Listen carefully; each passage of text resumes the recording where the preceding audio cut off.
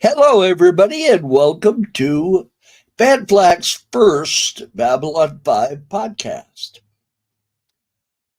This is not going to be exactly representative of what you're going to see each, I'm hoping, week. It just depends. I am still trying to find a co host. So if you watch this, I'm going to post an announcement about this in the Babylon 5 groups, and hopefully the admins will allow that to be there. So this show will be, I am hoping, every week on Sunday at 12 noon, which is the regular time that the old Fan Flak podcast used to play. So I'm still going to aim for the same time period.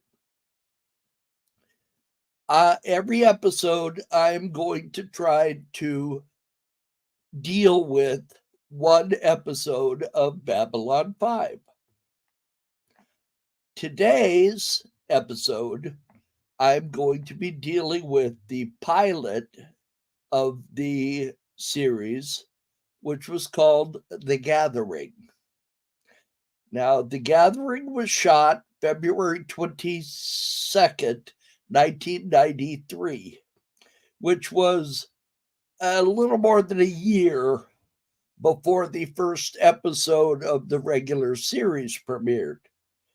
And there were, as you can imagine, quite a few changes. I think there were a few actors that were unavailable. Some, I guess, Michael Straczynski didn't care for, and he whipped up quite a few changes. There were a number of main characters of the show who did not appear in the pilot episode. Pardon me. Including, for instance, main characters of the series. I'm assuming you guys have watched the show. I can't imagine any reason you would want to watch a Babylon 5 podcast if you had never watched the show. So I'm going to assume you have watched the show. The Gathering, maybe you haven't seen The Gathering. Maybe you didn't like The Gathering, didn't watch the whole thing. I'm afraid it is a little rougher around the edges than the regular series. It is. It's still a good show. Good sci-fi for the time period that it came out in. The special effects, you've got to accept the special effects for what they are, and considering the time period, they're very good. The special effects on the show, by the way, were done on this computer for The Gathering. This is a Commodore Amiga. They networked three of them together and used these to produce the special effects. So you have to be pretty impressed with the show, to be honest with you, considering that. You have to cut them a little slack. Okay, now Billy Mooney was not in the first, was not in The Gathering. He also was not in the first episode of the series. He was in the credits, but he did not appear in the episode. No Stephen First, who played Veer, he was not in The Gathering.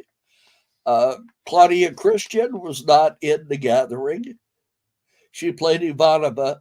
Her role was taken basically by Tamlin Tomita, and she played Lieutenant Commander Laurel Takashima.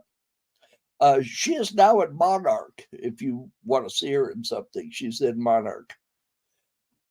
There was no Andrea Thompson as Talia Winters. The role of the telepath was taken by Patricia Tallman. Now, Patricia Tallman played Lena Alexander, and she came back later in the series. And Richard Biggs was not in the episode, playing Dr. Franklin. Johnny Sika filled the role of the doctor, playing Dr. Kyle. They needed a doctor because that's a key part of the episode. As I mentioned, Patricia Tallman. If you watch it, you'll notice Patricia Tallman's acting really was a little, as I said, rough around the edges. She was kind of overacting just a tad. I think she must have gone and had some acting classes because she improved considerably when she came back. She didn't appear until 1997 in the series in the episode Divided Loyalties. She was in 48 of the 111 episodes, so she almost half. The intro to the series, as there was always the intro, I'm sure you're familiar with it. Now, it was done by the one who did the most portions of the intros for the entire series, and that's Peter Jurasik. Peter Jurasik did the complete intro for The Gathering, and he was, let's see here, in season 4, he was part of the composite that they had Billy Booby, Jeff Conaway, Andres Katsoulis, Jason Carter, Mira Furlan, Richard Biggs, Claudia Christian, Jerry Doyle, Bruce Boxleitner, and Peter Jurasik did a composite speech at the beginning of season 4. Now, season 5, I didn't like season 5 for the fact that they just used clips out of other episodes rather than actually producing an intro speech, which I always liked that. So that I was kind of disappointed when they did that. But we'll speak about that later on when we do the rest of the series. We'll talk when we get to season 4. I'll gripe about it. So you can wait to season 4 for me to gripe about it. There are quite a few plot changes and differences that you'll spot when you watch The Gathering if you haven't watched it already. For one thing, the uniforms were much simpler in The Gathering. You know, I'm sure they had budget issues, so they had to deal with that. So the uniforms and the sets were much. Now, the sets are pretty good. For instance, let's see here. Here's the casino. I mean, this is an expensive set. It's multi-stories tall, a lot of tables, shapes of tables. All that stuff had to be made and lit. So I'm sure this wasn't cheap producing this set. You'll notice if you watch the series, though, that the casino is much fancier. It has a stage, which this casino does not have. Now, here's the poster of the series showing the altered makeup that Jakar had. And Jakar wasn't the only one with altered makeup. We'll talk about that in a minute. Now, this is towards the end when Kosh was back and feeling better and they were welcoming him. He was the last of the ambassadors to get on the station.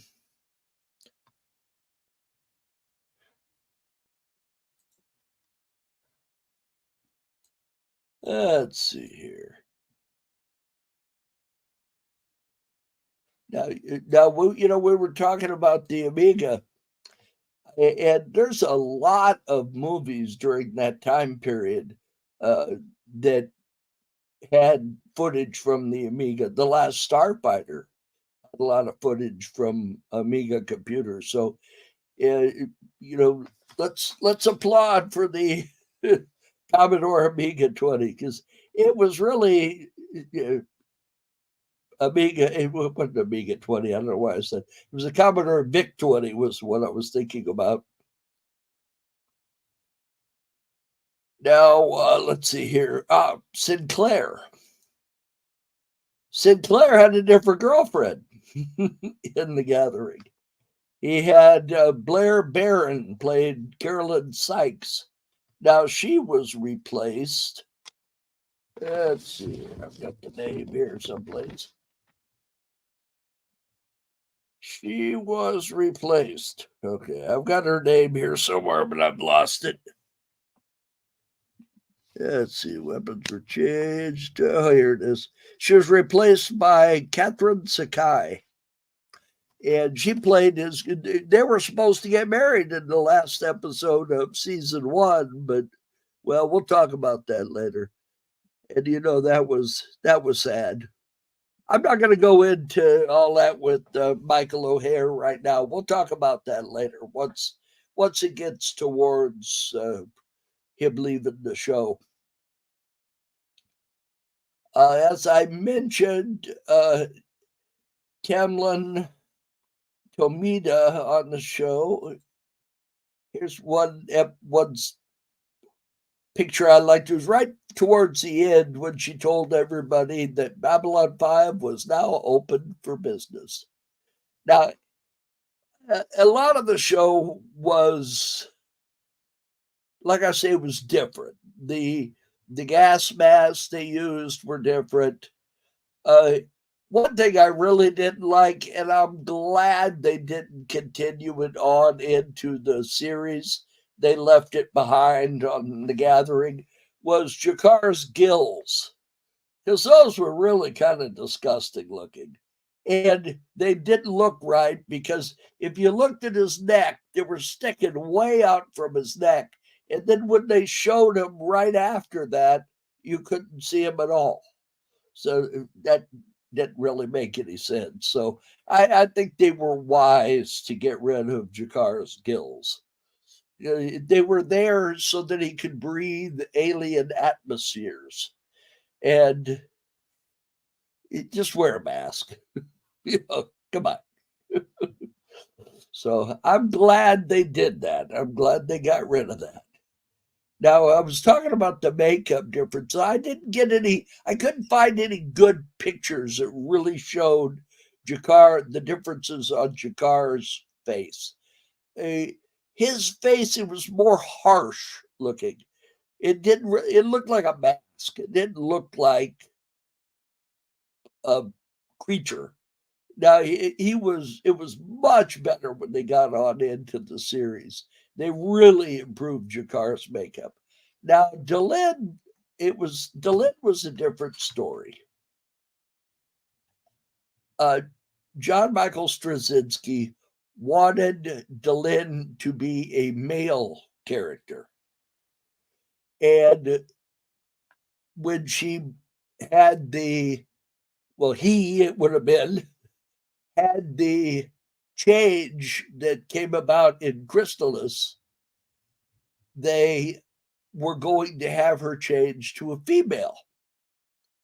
So that's what they were going to do with that. Well, they could not do anything with Mira Furlan's voice to make it sound male. They tried. They tried deepening it. There weren't the audio tools back then that there are now. They've got a lot more stuff now. You can probably do it now, but at the time they couldn't do it. So they decided rather than that, they would change her makeup and make her look female and have her just change from a Minbari to a human, which is what they did in the series. And I think that worked out fine. I really didn't care for the makeup that they did for her in The Gathering. I'll show you a picture of it. Now, this is some test makeup here. that they were doing. And she didn't look like this in the show. I'll show you that. This is what she looked like in the episode, but it's considerably different than she looks next week when you'll see her in Midnight on the Firing Line, which is the first episode of the series. She looks considerably different, a much more female, because this is made to look like a male Minbari. And they also kind of toned back the bone structure on her head a little bit. They made that. I think they were trying to take away the harshness from the character to make her somebody you could like better.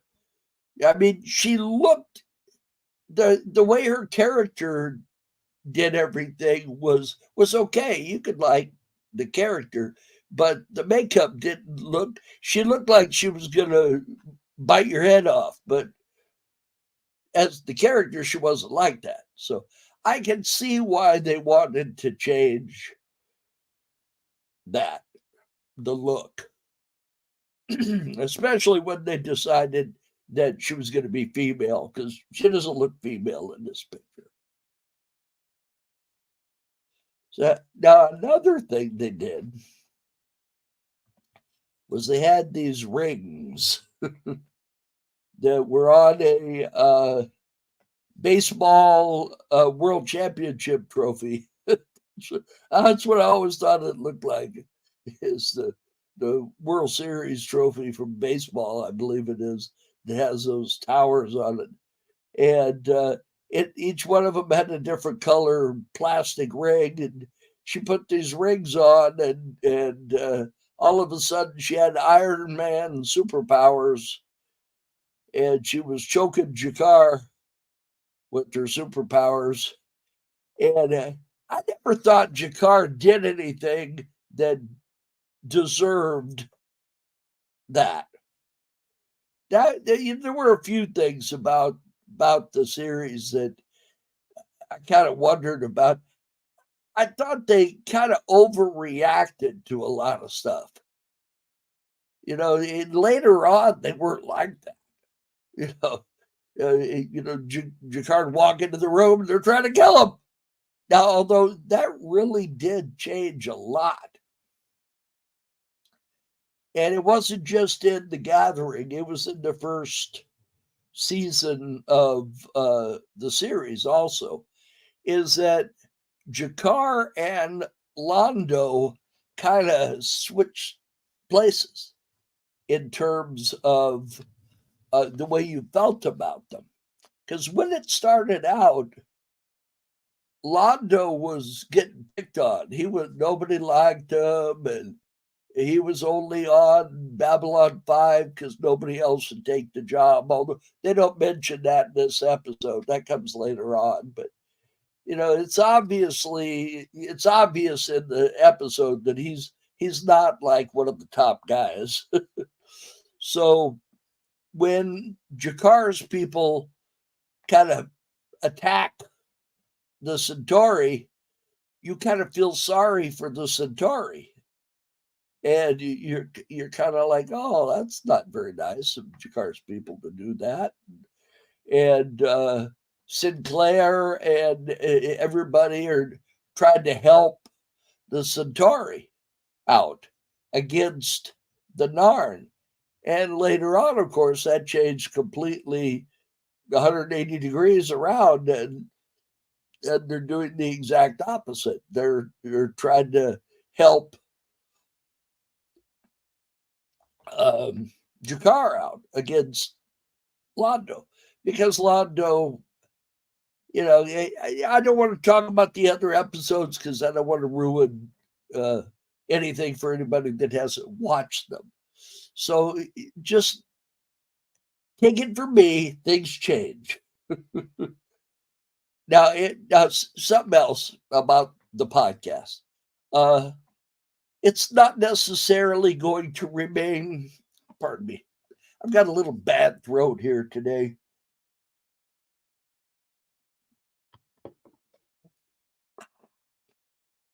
little Babylon 5 root beer.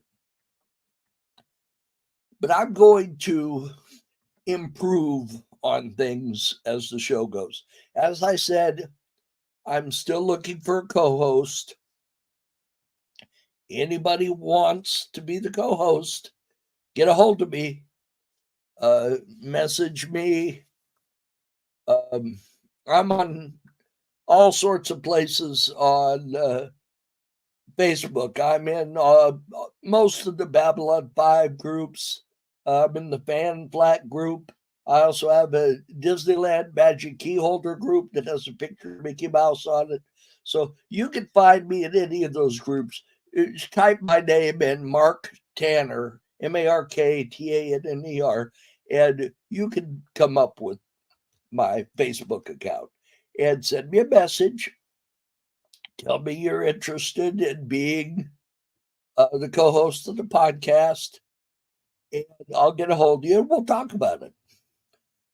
I had a couple of people that I thought were interested, but they didn't get back with me, so I guess they've changed their minds. So, or if they haven't changed their minds, get a hold of me because I'm doing it.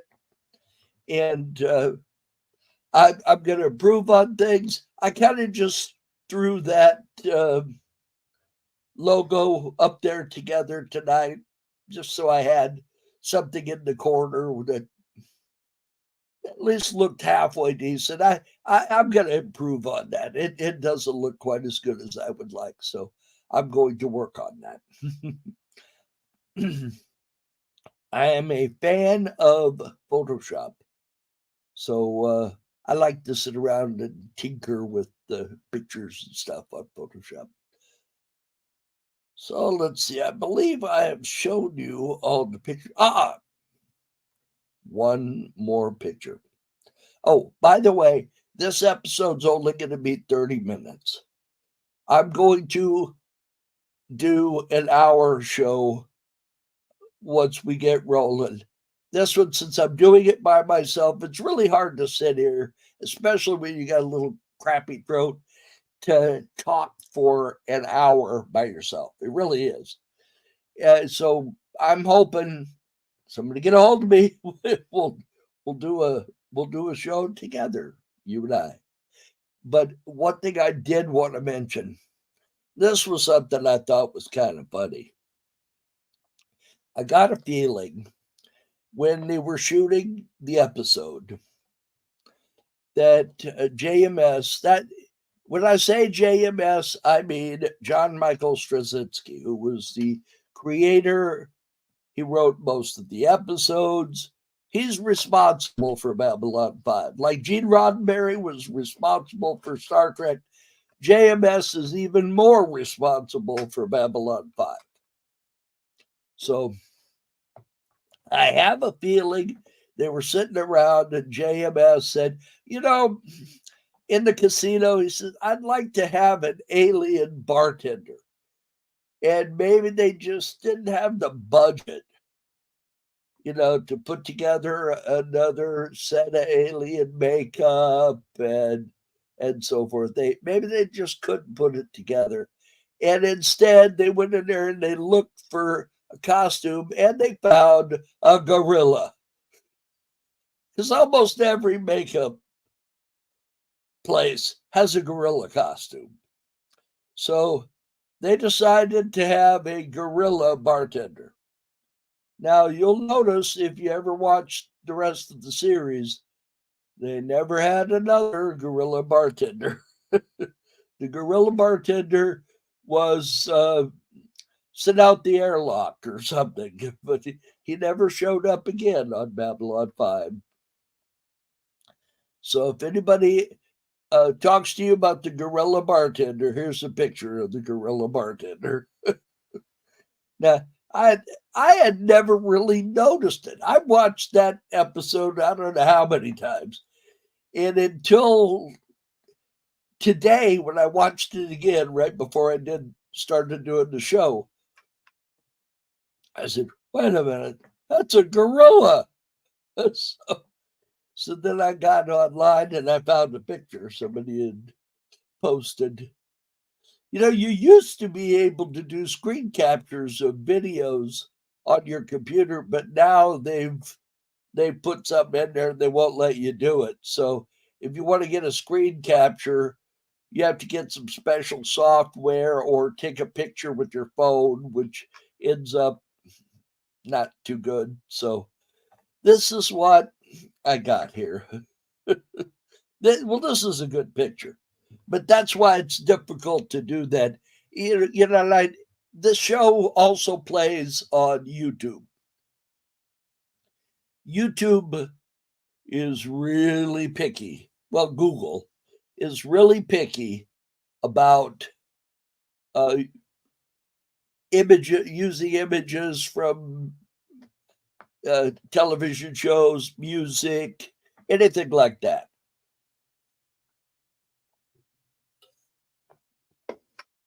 You just can't do it. My sister and I have a couple of times been shot down off there for the most ridiculous things. So I'm not going to take a chance. So that's why you're not going to hear music. I'm not going to put, you know, there's a number of podcasts out here about Babylon 5 that play clips from the show. I don't want to do that. I just want to sit here and discuss the show with you. Tell you what I think of the show and so forth. Let's get rid of the gorilla. So this is roughly what you can expect. It'll be a little more dressed up and fancier looking as I get on into doing it, and especially if I can get a co-host. So all you people out there that want to become a big podcast star, hey, get a hold of me, and we'll discuss it, because it's not hard to do. All you got to do is have a webcam and a decent internet connection. If you have decent Wi-Fi and a webcam, we could do it. I use an Anker, Anker webcam. The reason I like the Anker webcam is it has adjustable focal length sideways. So if I have something off to the side here, you know, this is a green screen. I'm sure you realize I don't have a set behind me. It's a green screen. And you need to be able to adjust the width of your camera view so that you don't end up seeing things that are off to the side of your green screen. Because I don't want you to see those things. I mean, I got laundry over on this side, just, you know, things. So anyway, I hope you enjoyed the show. I know a lot about Babylon 5. I've watched it probably 30 times from end to end. I love the show. I think plot-wise, it's better than Star Trek. And it's just a really good show. So if you're interested in the show, and if you've got some you want me to look into or dig into, I have, just to tell you here before we go off, I have purchased a bunch of stuff. I have Creating Babylon 5. I have the Babylon 5 Encyclopedia, which I just got the other day. And I have the entire fan club package, which is still on its way to me from eBay. So I'll have all that stuff to share with you. So, like, any questions you got about it?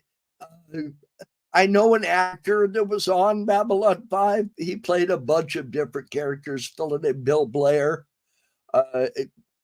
He and I wouldn't say he's a friend, but he's an acquaintance. I know him. So I'm hoping I can get a hold of Bill and have him on the show one day. I'd love to talk him into being a co-host, but I doubt it. He's pretty busy. He's been the most different aliens of any actor. He holds the Guinness Book of Records record for being an alien on different television shows and movies. So anyway, okay. So like I say, I hope you enjoyed the show, and be back with us. I'm not sure it'll be a week. I'm going to try to get back here next week. If not, a couple of weeks. So y'all take care, and see you next time.